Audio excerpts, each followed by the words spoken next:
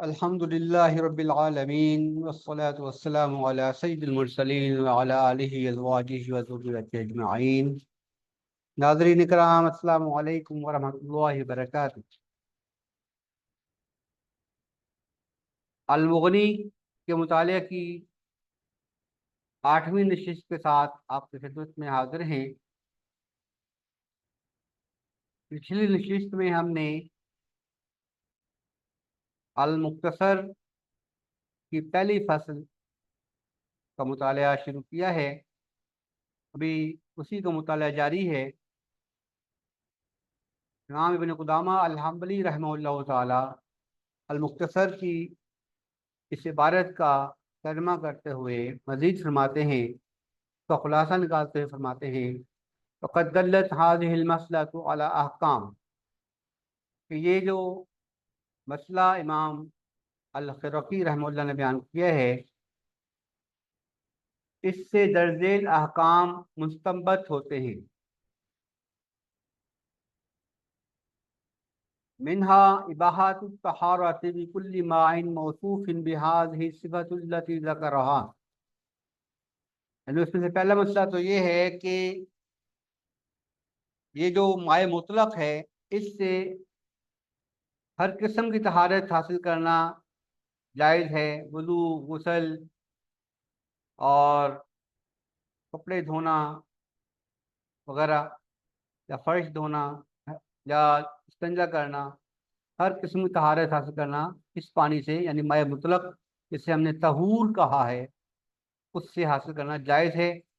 اللہ ای صفت کانا من اصلی الخلقہ، یعنی اپنی خلقت کے اعتبار سے، اپنی پیدائش کے اعتبار سے، خواہ وہ کسی بھی صفت پر ہو، من الحرارت والبرودت والعذوبت والملوحہ، یعنی اپنی حرارت اور ٹھنڈک کی بنیاد پر، گرمی اور سردی میں پانی چاہے گرم ہے چاہے ٹھنڈا ہے، والعذوبت والملوحہ، یعنی چاہے وہ مٹھاس پر ہے یا نمکین ہے، تو اس سے کوئی فرق نہیں پڑتا۔ یعنی کہ وہ فرماتے ہیں کہ پانی اپنے اصل کے اعتبار سے، اصل کی بات ہو رہی ہے، یعنی پانی ٹھنڈا ہے یا گرم ہے، یا مٹھاس پر ہے یعنی شیریں پانی ہے جسے ہم فریش واٹر کہتے ہیں، یا نمکین پانی ہے جسے ہم سیلین واٹر کہتے ہیں، یا میرین واٹر جو ہے۔ تو سیلین واٹر ہو چاہے فریش واٹر ہو، یا پانی گرم ہو چاہے ٹھنڈا ہو، اس سے طہارت حاصل کرنا جائز ہے، سوائے اس کے، آگے چل کر اس پر بات ہوگی کہ سوائے اس کے اگر پانی بہت زیادہ گرم ہو جس سے طہارت حاصل کرنا ممکن نہ ہو، یا اتنا زیادہ ٹھنڈا ہو کہ اس سے بھی جو ہے طہارت حاصل کرنا ممکن نہ ہو، یا اگر کرے بھی صحیح آدمی زبردستی کر کے تو اس سے صحت کو نقصان پہنچنے کا خطرہ ہو، تو ایسے پانی سے طہارت حاصل کرنا حنابلہ کے نزدیک مکروہ ہے۔ اور عام طور پر جب ہم کہتے ہیں حنابلہ کے نزدیک مکروہ ہے، صرف مطلقاً مکروہ بولتے ہیں، تو اس سے مکروہ تنزیہی مراد ہوتا ہے۔ جب تک مکروہ تحریمی ساتھ نہ بولیں، اس سے مکروہ تحریمی مراد نہیں لے، تو خالی مکروہ بولتے ہیں تو مکروہ سے مکروہ تنزیہی مراد ہوتا ہے، یعنی اگر اس سے بچا جائے تو بہتر ہے، اگر نہ بچ سکے تو کوئی گناہ نہیں۔ تو پانی اپنی خلقت کے اعتبار سے ٹھنڈا ہو یا گرم ہو، میٹھا ہو یا نمکین ہو،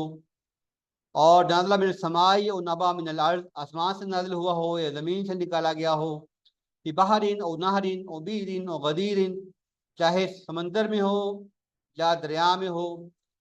کنویں میں ہو یا غدیر میں ہو۔ غدیر جو ہے اسے ہم اردو میں کہتے ہیں، جسے اوسس کہا جاتا ہے انگلش میں، اوسس کی اردو اب اچانک میرے ذہن سے نکل گئی ہے۔ تو اوسس یا غدیر، تو صحراؤں میں جب پانی جمع ہو جاتا ہے، جہاں پہ بارش کا جمع ہوا رہتا ہے اور جھیل کی شکل اختیار کر لیتا ہے، وہ جھیل نہیں ہوتی، جھیل ہوتی نہیں ہے پراپر، لیکن اس کو جھیل کے معنوں میں ہی لیا جاتا ہے عام طور پر، لیکن یہ ہے کہ وہ جھیل ہوتی نہیں ہے، کیونکہ وہاں پہ جھیل عام طور پر جھیل جسے ہم انگلش میں لیک کہتے ہیں، اس کی صرف یہ ہوتی ہے کہ اس کے اندر سے زمین سے پانی جس ریچ کے باہر آتا ہے اس میں ایکویفرز ہوتے ہیں، ایکویفرز جس میں سے پانی، تازہ پانی، فریش واٹر، میٹھا پانی زمین سے نکلتا رہتا ہے اور وہ جھیل میں جمع ہوتا رہتا ہے۔ لیکن غدیر جو ہے نا وہ عام طور پر ایسی جگہ نہیں ہوتی، غدیر میں عام طور پر پانی جو ہے اکثر بارش کا جمع ہوا ہوتا ہے، یعنی یہ ہم تالاب کہہ سکتے ہیں، ہاں زبان میں تالاب کہہ سکتے ہیں، غدیر کو تالاب کہا جاتا ہے۔ اور غیر ذالک کیا اور چیز ہو، قد دل علی ذالک قول اللہ تعالی، یعنی یہ جو ہم نے بتایا ہے کہ پانی ٹھنڈا ہو، گرم ہو، میٹھا ہو، نمکین ہو، زمین سے نکلا ہو، آسمان سے نازل ہوا ہو، سمندر کا ہو، دریا کا ہو، کنویں کا ہو، تالاب کا ہو، کہیں سے پانی حاصل کیا گیا ہو، تو وہ اپنی اصل پیدائش پر قائم ہے، یعنی جن صفات کے ساتھ وہ پیدا ہوا ہے اگر وہ ان صفات کے پر کے اوپر قائم ہے تو اس پانی سے طہارت حاصل کرنے میں، ہر قسم کی طہارت حاصل کرنے میں کوئی مذاقہ نہیں ہے۔ وقد دل علی ذلک قول اللہ تعالی، ایسا کہ اللہ تعالیٰ نے فرمایا ہے قرآن مجید میں، ينزل علیکم من السماء ماء ليطهركم به، یعنی یہ دلیل ہے اس بات کی کہ جو آسمان سے پانی نازل کیا گیا ہے وہ کیا ہے، وہ پاک ہے اور پاک کرنے والا ہے، ماؤن لیطہرکم بھی، تاکہ اس کے ذریعے تمہیں پاک کر دے۔ اس بات کی دلیل ہے کہ جو آسمان سے نازل ہونے والا پانی ہے، چاہے وہ بارش ہو، اولے ہوں یا برف ہو، یہ آسمان سے نازل ہونے والے پانی کی قسمیں ہیں جسے ہم انگلش میں پریسیپیٹیشن کہتے ہیں۔ ان سب کے لیے اکٹھا لفظ جو ہے یعنی بارش، اولے اور برف جو آسمان سے گرتی ہے، اور سردیوں میں ٹھنڈے علاقوں میں جو برف باری ہوتی ہے جیسے سنو فالنگ کہا جاتا ہے، وہ سنو فالنگ ہو یا اولے ہوں، ہیلنگ ہو یا بارش برسے یا کوہر پڑے یا دھند کے قطرے اکٹھے ہو جائیں، اگر آسمان سے جو بھی پانی نازل ہوا ہے اسے مجموعی طور پر انگلش زبان میں پریسیپیٹیشن کہتے ہیں، یعنی یہ آسمان کی رطوبت ہے، ہوا کی رطوبت۔ تو وہ پانی کی تمام قسمیں جو ہیں پاک ہیں، یہ جو پاک جن کا ذکر ہوا ہے آسمان سے نازل ہونے والے پانی کی تمام قسمیں پاک ہیں اور پاک کرنے والی ہیں۔ فقولہ سبحانہ وتعالی فانزلنا من السماء ماء طہورا، اور ہم نے آسمان سے پاک کرنے والا پانی نازل کیا ہے۔ تو یہاں بھی پانی سے مراد صرف بہنے والا پانی نہیں ہے بلکہ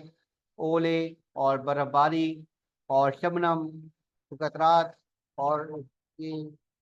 اس طرح کے سارے پانی کی تمام قسمیں جسے پریسیپیٹیشن کہا جاتا ہے وہ شامل ہیں۔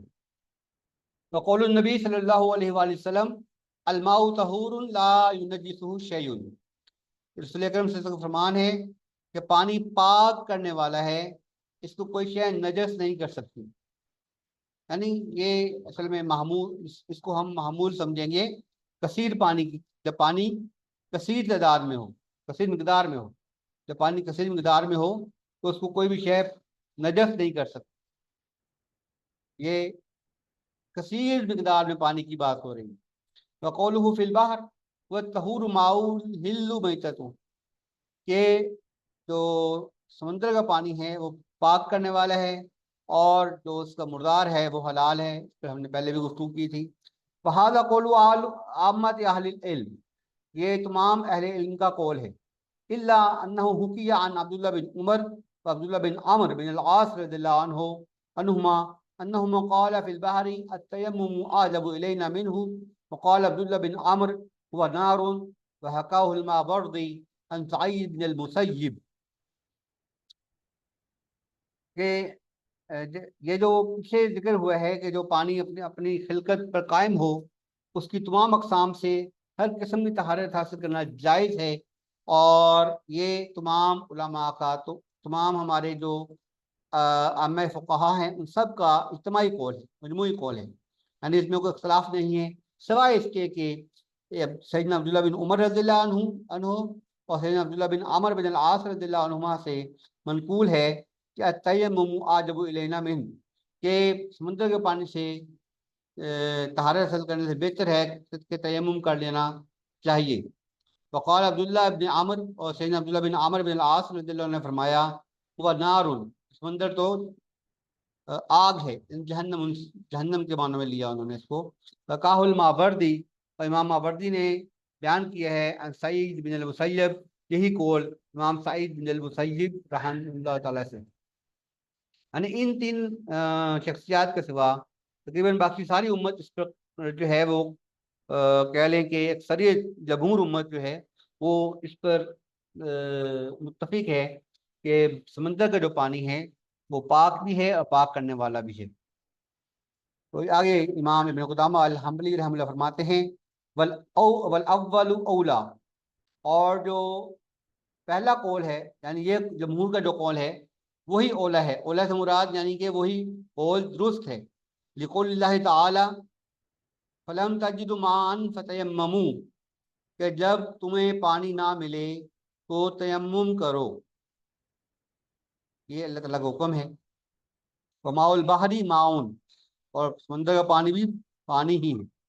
سمندر کا پانی بھی پانی ہی ہے۔ یہاں ماء نکرہ کے طور پر آیا ہے، اور اس نکرہ میں پانی کی تمام اقسام شامل ہیں۔ یہ جو ماء نکرہ آیا ہے یہاں پہ، یہ یہاں پہ پانی کی تمام اقسام شامل ہے، جس میں سمندر کا پانی بھی شامل ہے۔ تو ماء البحر ماء، کیونکہ سمندر کا پانی پانی ہے، اس لیے اگر جب وہ پانی ہمارے پاس موجود ہے تو اس شکل میں ہم تیمم نہیں کریں گے، بلکہ قرآن کی اس آیت کے مطابق پانی سے وضو کریں گے، سمندر کے پانی سے وضو کر لیں گے۔ اس لیے وضو سمندر کے پانی سے وضو کرنا بلا کراہت جائز ہے جمہور امت کے نزدیک۔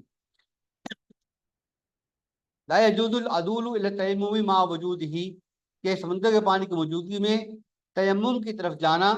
جائز نہیں ہے۔ وروی عن ابی ہریرہ رضی اللہ تعالی عنہ قال سال رجل النبی صلی اللہ علیہ وسلم،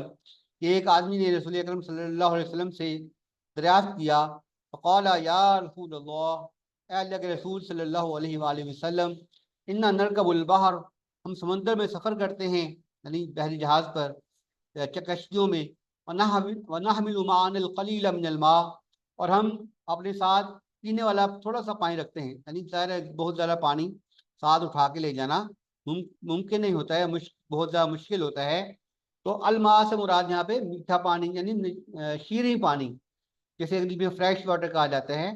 یعنی کہ پینے والا پانی، کہ ہم اپنے ساتھ پینے والا پانی بہت تھوڑی مقدار میں لے کے جاتے ہیں جب سمندری سفر پہ جاتے ہیں۔ فَإِن تَوَضَّأْنَا بِهِ عَطِشْنَا، اگر ہم اس پینے والے پانی سے وضو کرنے لگ جائیں تو پیاسے مر جائیں۔ فَأَفَنَتَوَضَّأُ بِمَاءِ الْبَحْرِ، أَفَنَتَوَضَّأُ بِمَاءِ الْبَحْرِ، تو کیا ہم سمندر کے پانی سے وضو کر لیا کریں؟ قال رسول اللہ صلی اللہ علیہ وسلم، رسول اکرم صلی اللہ علیہ وسلم نے جواباً ارشاد فرمایا وَالطَّهُورُ مَاؤُهُ الْحِلُّ مَيْتَتُهُ، کہ سمندر کا پانی پاک کرنے والا ہے اور اس کا مردار حلال ہے۔ رواہ ابو داؤد والنسائی والترمذی، اور مسند امام احمد میں بھی کہ رسول اکرم صلی اللہ علیہ وسلم نے فرمایا کہ سمندر کا پانی پاک ہے اور اس کا جو مردار ہے یعنی جیسا مچھلی ہے مثال کے طور پر وہ بھی حلال ہے۔ وقال ھذا حدیث حسن صحیح، اور امام ترمذی نے فرمایا ہے کہ یہ حدیث حسن صحیح ہے۔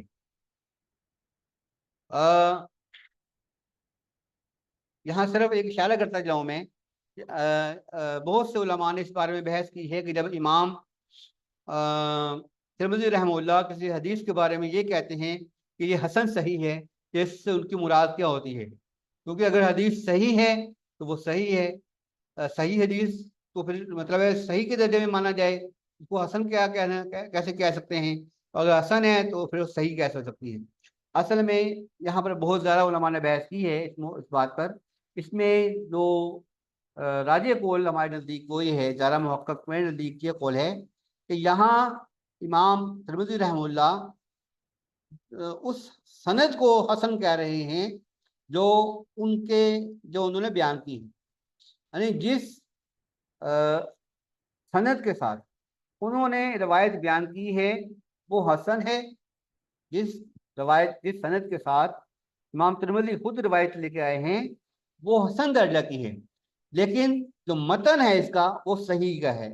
وہ صحیح درجے کا ہے، یعنی متن میں کوئی علت نہیں ہے، متن جو ہے وہ صحیح ہے، البتہ جو روایت جو سند انہوں نے بیان کی ہے، امام ترمذی خود جو روایت لے کر آئے ہیں جس سند کے ساتھ، وہ حسن درجے کی ہے۔ یہ واللہ عالم، میرے نزدیک اس کا یہ زیادہ بہتر جو ہے وہ مصداق ہے۔ وروی عن عمر رضی اللہ عنہ انہ قال من لم یطہرہ ماء البحر لا طہرہ اللہ، کہ جبکہ سیدنا عمر رضی اللہ تعالیٰ عنہ جو ہے ان سے روایت ہے کہ انہوں نے فرمایا کہ من لم یطہرہ ماء البحر فلا طہرہ اللہ، کہ جو شخص سمندر کے پانی کو پاک نہ سمجھے اللہ تعالیٰ اسے کبھی پاک نہ کرے۔ یعنی مراد یہ ہے کہ جو شخص سمندر کے پانی کو پانی سے طہارت حاصل کرنے سے اوائڈ کرے تو اللہ تعالیٰ اس کو کبھی پاک نہ کرے، یہ مراد ہے اصل میں سیدنا عمر رضی اللہ تعالیٰ عنہ کی۔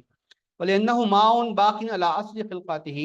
کیونکہ یہ ایسا پانی ہے جو اپنی اصل خلقت پر قائم ہے۔ فَجَاءَ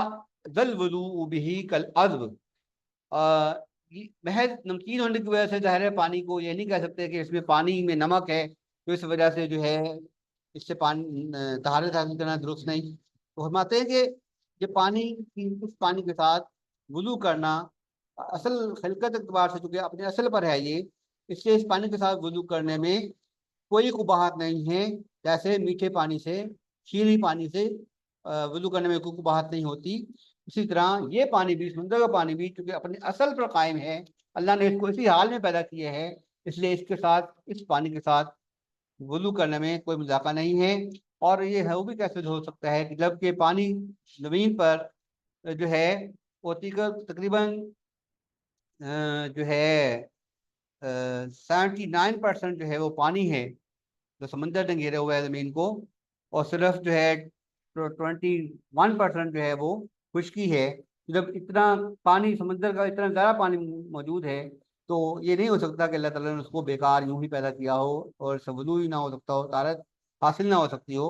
تو اس لیے اس سے سمندر کے پانی سے طہارت حاصل کرنے میں کوئی مذاقہ نہیں ہے، بلا کراہت اس سے طہارت حاصل کرنا جائز ہے۔ وقولہم هو نار، اور یعنی وہ جو امام سیدنا عبداللہ بن عامر بن العاص رضی اللہ عنہ نے فرمایا کہ ہوا نار، کہ سمندر تو آگ ہے یعنی جہنم ہے، ان ارید به انہ نار فی الحال فہو خلاف الحس، تو فرماتے ہیں امام ابن قدامہ رحمہ اللہ بڑے پتہ کی بات فرما رہے ہیں کہ اگر ان سے اس قول سے ان کی مراد ہے نا ابن العاص رضی اللہ عنہ کی مراد یہ ہے کہ وہ فی الحال یعنی زمانہ وقت میں اس وقت بھی جہنم ہے تو فہو خلاف الحس، تو یہ خلاف الحس ہے، یہ خلاف الحس ہے۔ ان ارید انہ یصیر نارا، اگر ان کا کہنا ہے کہ یہ آگ بن جائے گا، جہنم بن جائے گا، لم یمنع ذلک الوضوء به فی حال کونہ ماء، تو تب بھی موجودہ وقت میں تو وہ آگ نہیں ہے، تو اس صورت میں اس کے ساتھ وضو کرنے میں تو کوئی بھی مذاقہ نہیں نکلتا۔ تو